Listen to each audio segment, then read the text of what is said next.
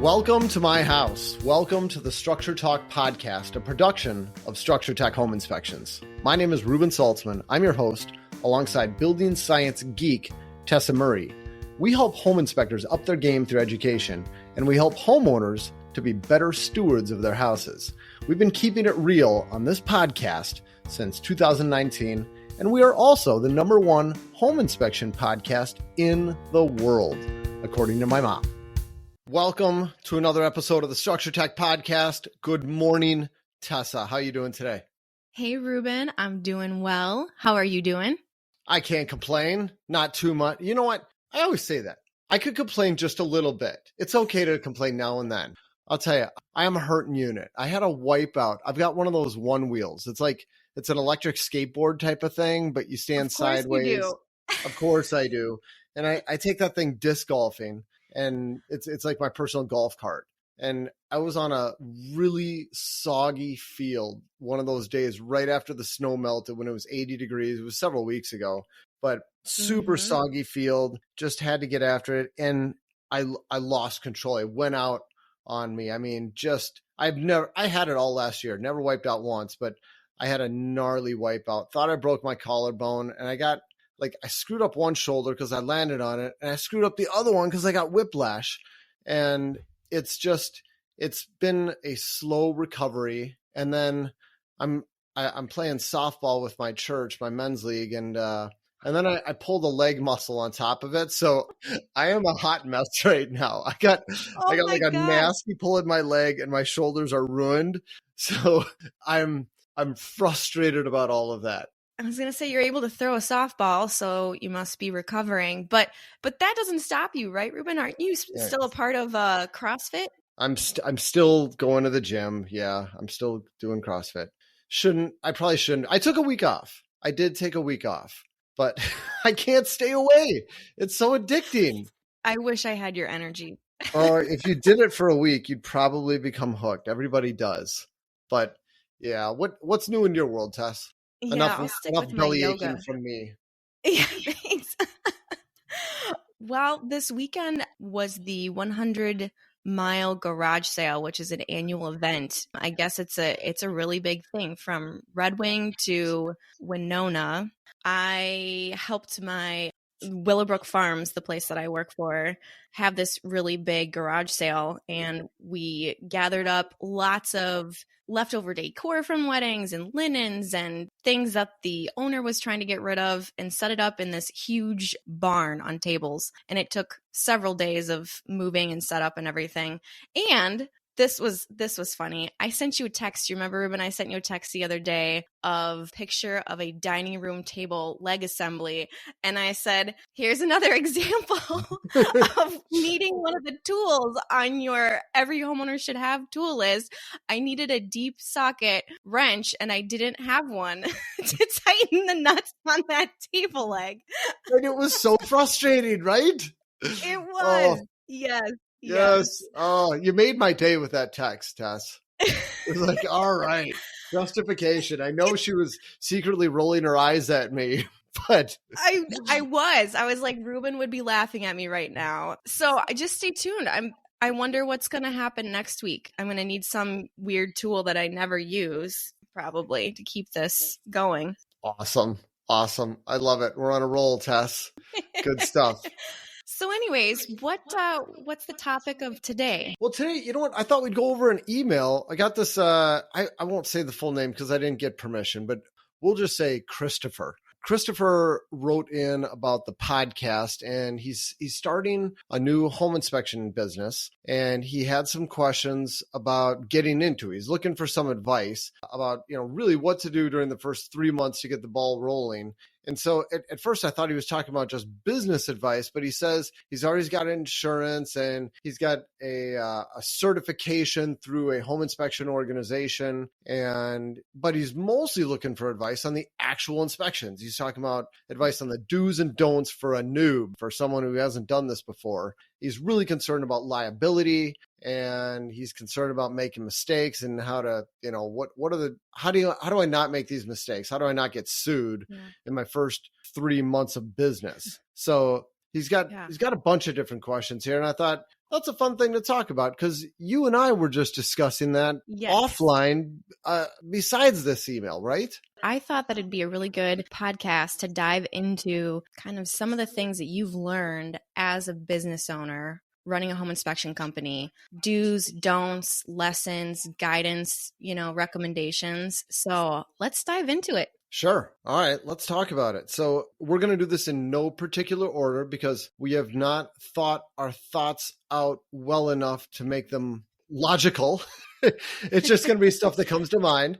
A lot of these podcasts, we take a blog post that I've written or a video that I did, and it's already been thought through and researched. This is all off the cuff. Sorry, this is just a conversation between me and Tessa. Let's just start with some of the terms we got in Christopher's email. One of the things he said is, and I'm not even going to throw any home inspection organizations under the bus here, but he says, I'm certified and licensed and blah, blah, blah through this organization. I'll start off by saying your home inspection certification means squat. It's something that home inspection organizations love to pat themselves on the back over and make a big deal about, you're this certified, that certified, blah, blah, blah. And you know what? It doesn't mean you know how to do a home inspection. It means that you spent a little bit of time watching some videos, or you sat through a class and you sent in some money, and that's about it. I mean, it doesn't take much. You had to pass some type of test. If you're certified through InterNACHI, you got to take their at-home exam. I think they now have proctoring for their exam where they have somebody watch you on a video camera. If you're ASHI certified, ASHI's got different levels of certification. One of them is an ASHI inspector. That's where you haven't yet passed the National Home Inspector exam. The other is the ASHI certified inspector. It means you have passed the National Home Inspector exam and you've completed at least 250 fee-paid home inspections. I think it's one of the higher certifications you can have, but still, it doesn't mean you're any good. There's a lot of other stuff that means you're a good home inspector, that means you know what you're talking about. You can do 250 inspections on your own, and you can do 250 of them really, really poorly. It doesn't mean you know what you're doing. And Tess, I think you know where I'm going with this. What does it take to get good at home inspections and know what you're doing? At least for me, it was shadowing a bunch of people that knew what they were doing and picking up information and knowledge from a vast array of people. I knew you'd know where I was going with this, Tess. I'm glad I answered correctly. How else are you going to know what you're doing? That's it. Unless you're following somebody around who knows what they're doing, it doesn't matter how many classes you take. You've got to shadow people. And at Structure Tech, we've talked about it on the podcast a number of times, but it's probably been a few years since we discussed it. How many ride-alongs do we have our inspectors do before they go out on their own? Oh my gosh. Well, it all varies, but we had inspectors going out on multiple inspections for at least 3 months. Yeah. Multiple inspections a day, I should say. We're talking a ton.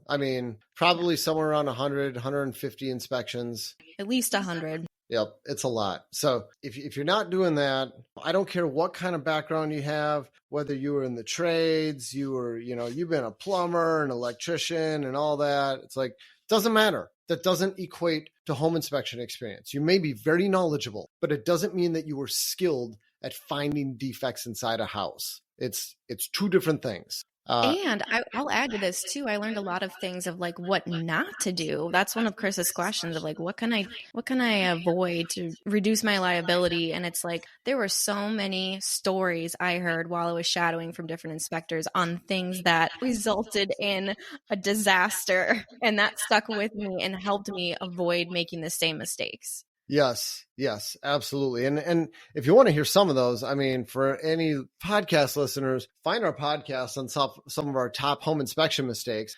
Besides just being great stories where you can laugh at me and some other people and you laugh at some people on our team, it's a lot of mistakes that a lot of home inspectors have made. Learn from our mistakes. Trust us. Don't do this. I'm stubborn.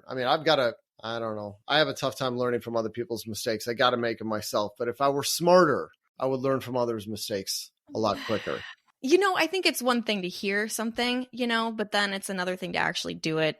I've made my own fair share of mistakes as well. Yeah. Yeah, but so check out those past episodes of our podcast. Look for home inspection mistakes. We've got a gazillion of them. For just some general stuff, I jotted down a couple of ideas, and this is more on the liability side, making sure you don't get sued. When you're brand new, you get your first home inspection. I think there's a tendency for home inspectors to just be so excited they got their first job that they're going to skip some of the more important stuff, like getting their home inspection agreement signed. Yeah. I've heard multiple stories of home inspectors where they didn't get it signed. It was their first one. They forgot, or they didn't know how to tactfully get their agreement signed, and they got sued on their very first home inspection.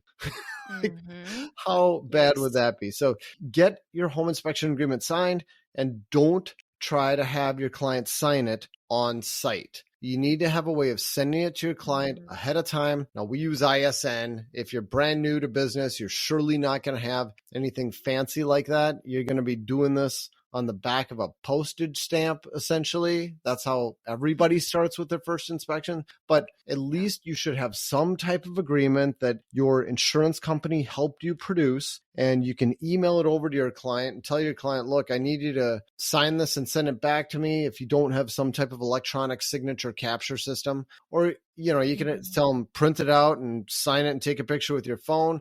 Or my insurance company has told me this is acceptable. Just have your client email you back and say, I have read the agreement and I agree to the terms. That's good enough. It's not like you need some stupid electronic signature. Just have them acknowledge that they got it, they understand it, they read it. That's good enough. So get that done before the inspection. If you do it on site, I've heard from numerous insurance companies that attorneys can argue that this was signed under duress. They did not have time to do it. They didn't have any choice but to sign it. And any logical person wouldn't actually take the time to read it in full. They had to sign it. Therefore, the contract is null and void. Attorneys have found ways of making it null and void by making people sign on site. So don't ever have your client sign the inspection agreement on site.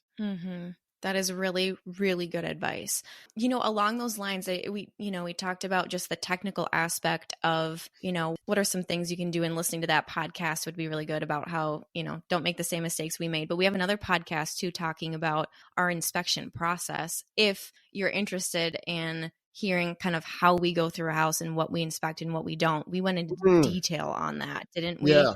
Over a few different podcasts. It was over a few different podcasts. We should. And I'll tell you what, Tess, the home inspection mistakes and the home inspection process, those are some of the most downloaded podcast episodes we've ever done. They kind of top our charts. Okay. Yeah. Okay. So those were very popular. I know I don't share these stats with you because, And I was going to say the technical aspect is really important. Obviously, that's what we're here to do, is to inspect the house, and we want to do it well, and we want to be accurate, and we want to be thorough. But one thing that was interesting to me, working for Structure Tech for several years, watching some of the most successful inspectors in the company, I think were successful because of their communication with the clients. And one of the most important things you can do is to make a connection with your client and really hear them out and understand their expectations and try to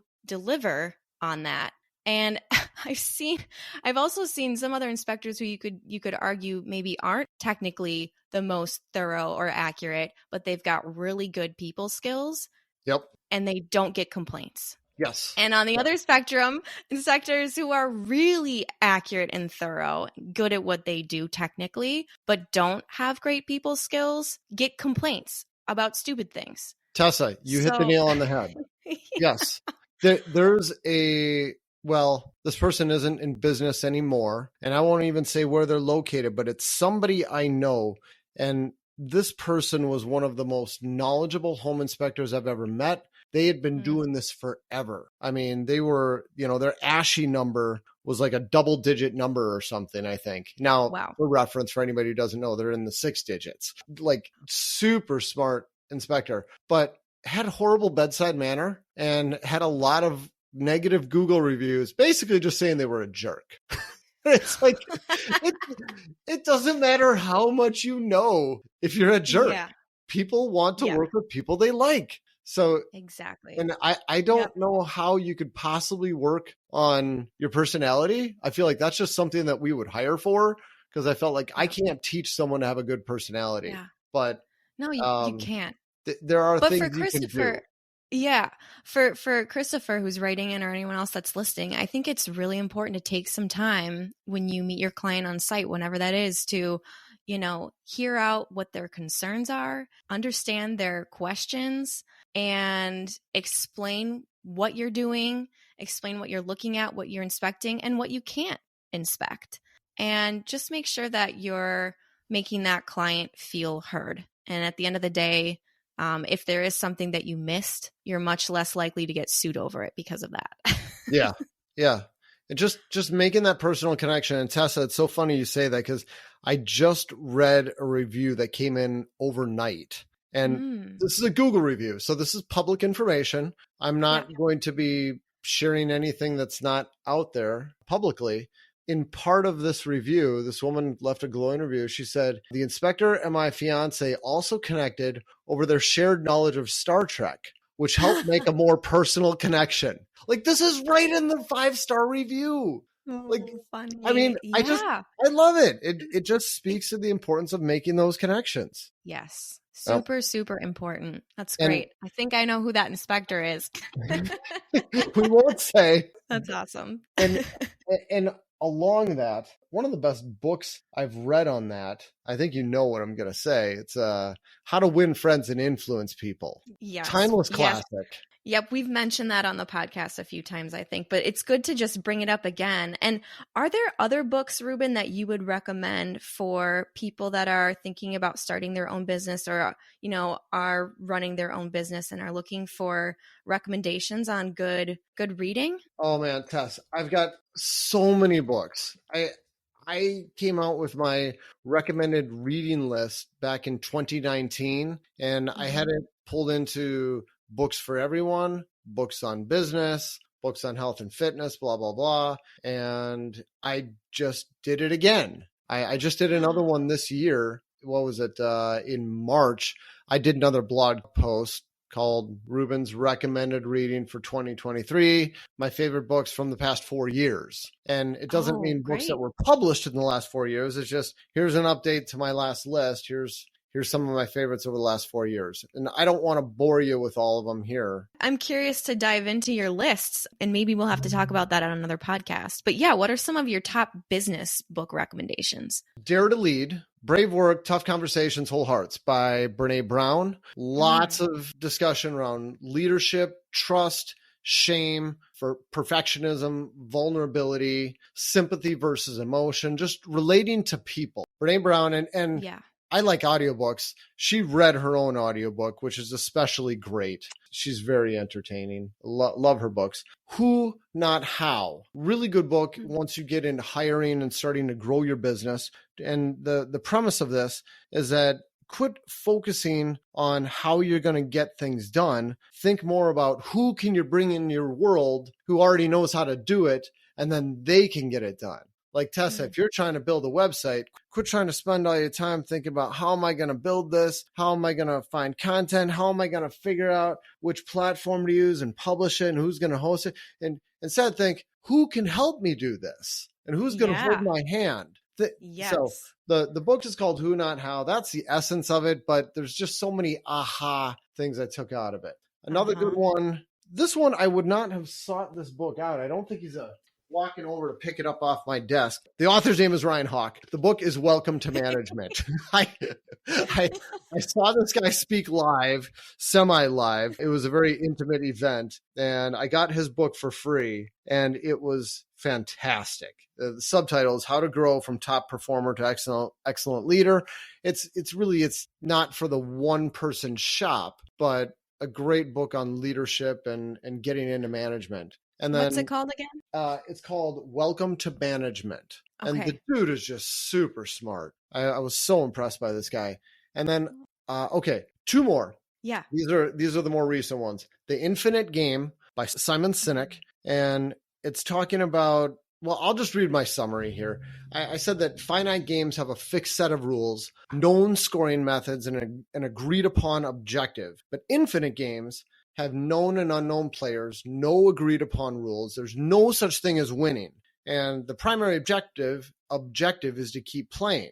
And examples of infinite games, things that have no end to them, you can't win at these things, are things like marriage, education, careers, and global politics. And it's so important if you want to be, well, it depends on how you define success, but it's changing your definition of success for your own business to not think about winning, but think about continuing to play the game and going on forever. And it's changing your mission statement, thinking about what it is that you're trying to accomplish. If you set out to establish a business where you say, my goal is to earn $1 million a year. Well, once you earn that $1 million a year, you're rudderless.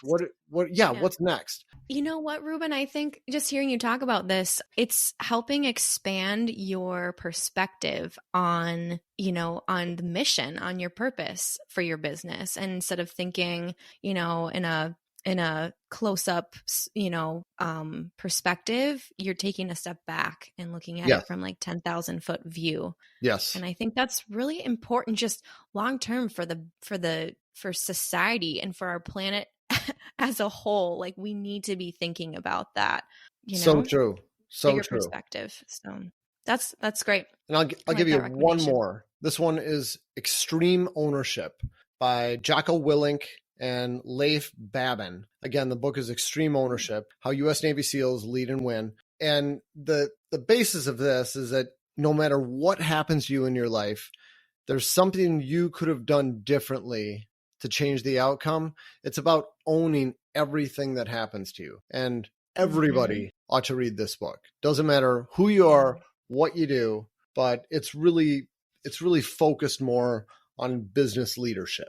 So really enjoyed that one too. One of the things that's so important, if you are going to be running your own company, Reuben, you were a good example of this, was just having humility. And like you said, being willing to just be real and be human and admit when you make mistakes, because no one is perfect. I think it just builds trust and builds respect within the company. Yeah, it does. And something I've found is that the more you know and the more experience you have, the easier it is to admit when you don't know something. It seems counterintuitive maybe, but I mean, the more experience I got, the easier it was for me to say, great question. I have no idea. Yeah. I've never seen one of these before. And, in the back of my mind, what I'm not saying aloud is I'm thinking to myself, I've done thousands of inspections and I've never seen one, and it's okay. It doesn't mean that I'm a rookie or I don't know what I'm doing. It means, never seen one, but I'll look into it for you.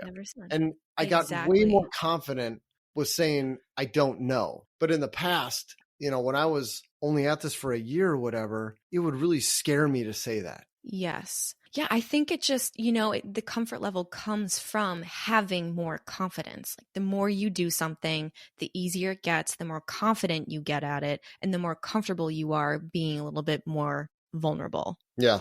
So how do you learn that? How do you do it first off? I don't know. Oh, man. I wish I had some good advice. You know what we do when we were training our new inspectors? It was like, okay, you're brand new at this. You don't need to tell your clients that like this is your second inspection or like first inspection, but you are going to run across things you've never seen before, and you are going to have questions asked of you that you don't know the answer, and that's okay. And what we want to do is tell that client, hey, that's a really good question, and I haven't come across that before, but let me ask the team and I will get back to you with an answer. You don't need to explain anything else. That's fine. And that's going to be a solid answer from day 1 to day 1001 for you as a home inspector. Timeless reply. Well put, Tess. Yeah. Yep. Yeah. I like it. All right. Well, that's a really good book list. And I know that was hard for you to just give me like, what was that? Maybe 6 books, 7 books? Because I'm sure you've got hundreds on that list, right? Yeah. Those are the latest ones on business and leadership, but we'll put links in the show notes. We'll give a bunch more books. That's interesting. Would you say that your kind of view of running a business has evolved over the last few years, like where you were at 3 years ago and the coaching you were receiving, the books you were reading is different than kind of what you're diving into today? Not entirely. I think it's pretty similar. Okay. I think the biggest difference today is that I've found a lot of people to take on a lot of the tasks that I used to do. I'm constantly asking Mm-hmm. myself, I know I've shared this with you, Tess. I've got two things at the bottom of my screen I look at every day. One of them, it's printed out, says, who else can do this? And the other Mm-hmm. says, is this the best use of my time? And I'm always trying to Yeah. think about who else can do stuff so I can do higher level activities. And I Mm-hmm. try to spend a couple of hours a week simply meditating, just thinking about the business, thinking about what I need to do, thinking about what needs to fill my task list. And I spend way more time in silence and reflection than I ever used to. And Yeah. lots of ideas come to me. So I'm doing a lot more deep work, working Yeah. on the business than I used to. It used to be so much more caught in the whirlwind, and Yep. I could barely keep my head above water. So what I Yeah. do day to day has changed, but the Yeah. ideology hasn't. For the people listening to this that are out there that are just running their own business, and it's a very small company, maybe they're doing it all on their own, or they have a spouse helping them, or they maybe just have one or two other employees. That's really challenging because they don't have a client care coordinator to pass this off to, or someone to handle the complaints. Like, they're the person that everything has to go through, and they have to be able to do all these little tasks and take a step back and reflect and recalibrate and plan a path forward. So do you have any advice for people that feel like they might be struggling with the minutia but they can't pass it off? I don't know if this is going to answer your question or not, but it's the first thing I thought of. And one of the things that's tough to juggle for newer home inspectors is answering the phone versus doing the home inspection. Because if you're in the middle of a home inspection and you get a call coming in, that might be someone who wants to book with you, and it's impossible to not take that call. But if you're in the middle of an inspection, you cannot take that call. You are interrupting your clients. And I know there's many home inspectors who they say, well, then I turn to my client and say, would you excuse me? This call won't be more than 1 minute. And just, I'm in the middle of an inspection. Can I call you back? Okay, I get that. That works for you. I think it's totally unprofessional to do that. You should not be taking any calls unless it's your office and your office knows that this interruption can only be 10 seconds. You can be like, hey, this is my office. This will be really quick. Excuse me. It might be about the inspection we're on right now. All right, you can take those, but that's about it. Otherwise, no taking calls during the inspection. That was just a hard line I would always draw in the sand. But one thing I did do is I would change my voicemail every day, maybe even twice a day. It would always be a fresh voicemail. And it would go something like this. I'm a little rusty. I haven't done this for about 15 years, Tess, but it'd be something like, we'll forgive you. yeah, all right. Hi, this is Reuben with Structure Tech Home Inspections. Today is Monday, June 1st, and I am doing a home inspection from 8 a.m. to noon. I will be returning calls immediately after that, and I have openings for home inspections as early as tomorrow. So if you need a home inspection as early as tomorrow, please leave me a message. I will be sure to get back to you. Thank you so much. That's my message. It's like I'm saying when I'm going to call them back, what I'm doing right now, and when my next availability is. I think that's about the best I could do, short of having somebody else answer the phone or taking a call in the middle of my home inspection. And it worked really well. Yeah. I would get a lot of messages from people saying, that's great. I need an inspection tomorrow. Now, hopefully it wouldn't be like 5 people leaving that message. I never had that problem. But that's really good advice. Really good advice. Along those lines, Reuben, I wonder, what information do you wish you would have known when you started? Structure Tech was not started by you. It started in, 87? Well, Neil was actually not even the original owner of Structure Tech either, but we're going way back here. The point is that when you took over Structure Tech, you dove in, and there was a lot of stuff that you probably didn't know, but you've figured out and you've learned along the way, and there's been some bumps and bruises, but you are where you are today, and you run a successful company. And what advice do you wish you would have known when you started running Structure Tech that you know now that you wish you could tell yourself? Good question, Tess. I'd say learn from experienced inspectors, and when they tell you not to do something or to always do something, ask why. Ask more probing questions. Like if a home inspector says, don't ever operate this valve. Why? Well, because it could leak. Have you ever had it leak?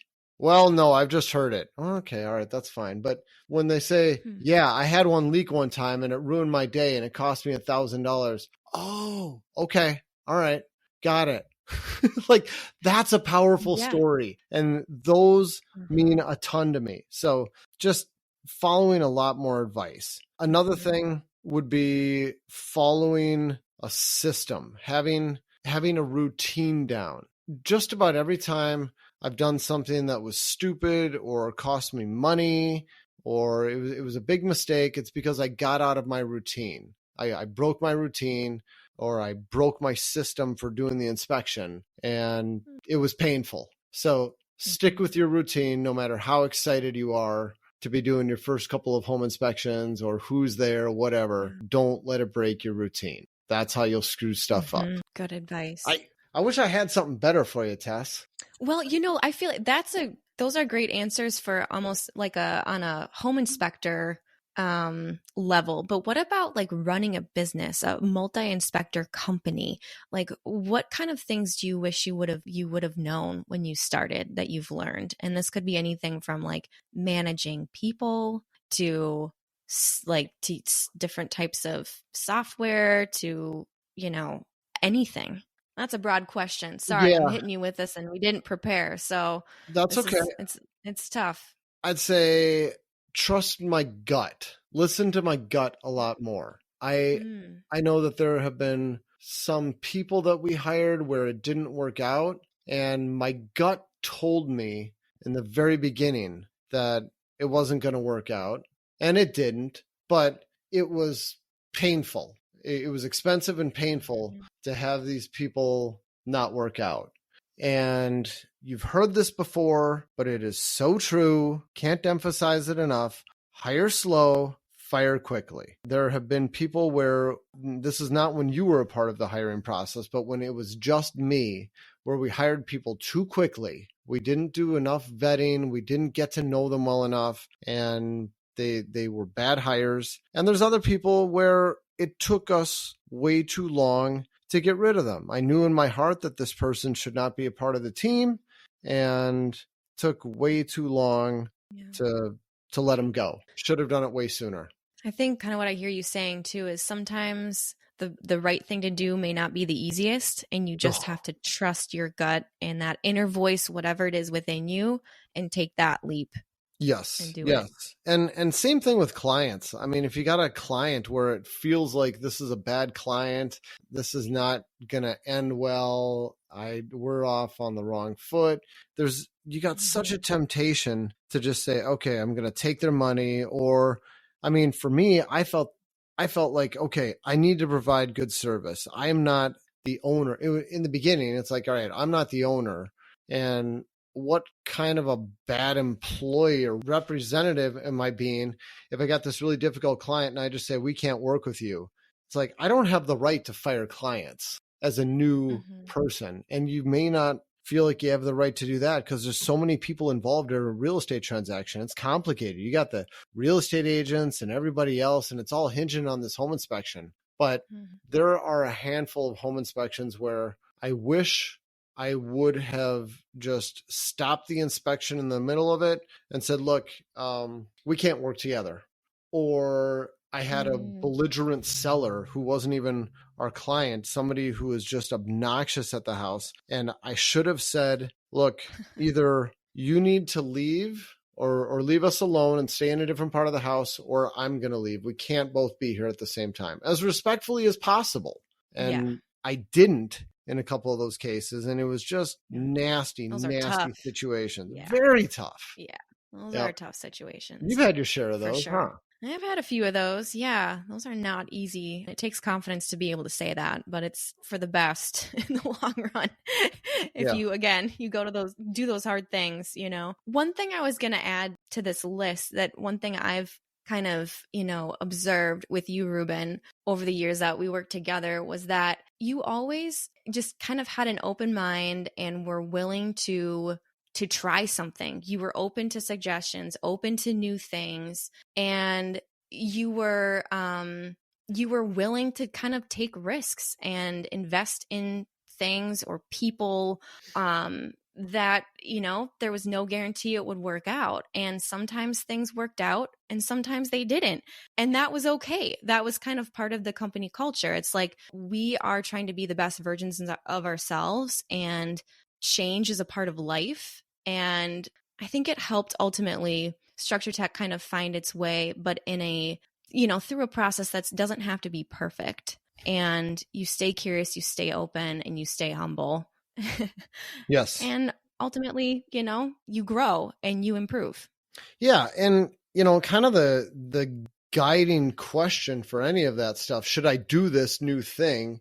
It's not what we're accustomed to, is what does it do for your client, for your customer? Does it result in a better product? Like, hey, normally I don't move this out of the way, and we're really not supposed to move this, but it's really important that I get back here to see this. If someone does it and they break something, I will never get on them for that. Like, the reason was I felt like I really needed to get back here and see this. Well, good on you. Fantastic. I will pay for that broken whatever it was every single time because you were trying to do a better job for your client. I totally have your back 100%. But if it's the other direction, like, this was going to take too much time, or it stemmed out of laziness and not doing a better job, that's where it frustrates me. Mm-hmm. So the guiding question is always, are you doing a better job for your client? Is that what it comes down to? Yeah. Or on the opposite side of that, are you trying to protect your own butt? That's the opposite. Mm-hmm. Mm-hmm. Yes. On closing, one other thing I think that has helped Structure Tech grow to where it is today and helped the success of the company is just your humility and your integrity, which is then, reflected amongst all of the employees as well. It's something I think that is definitely not valued enough, and we could use more of it in this industry. I'm not saying everyone is a jerk out there, but we could all use a good dose of humility, and integrity goes a long way when you're building relationships and building a company. Well, thanks. So thanks. I think, I think that's. I know you spend a little time on home inspection forums every now and then.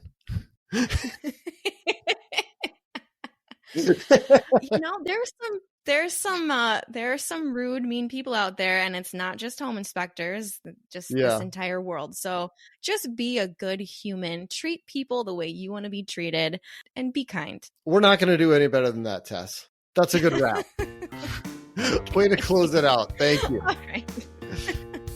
All right. Well, this was a fun discussion, and I'm glad Christopher wrote in, and appreciate that feedback. And if anyone else is listening to this podcast and you have any questions or ideas on topics that we could discuss, please send us an email. Reuben, how do they reach us? You can email us podcast@structuretech.com. All right. Thank you all for listening. Appreciate it. We'll see you next time. Thanks. Take care. Bye.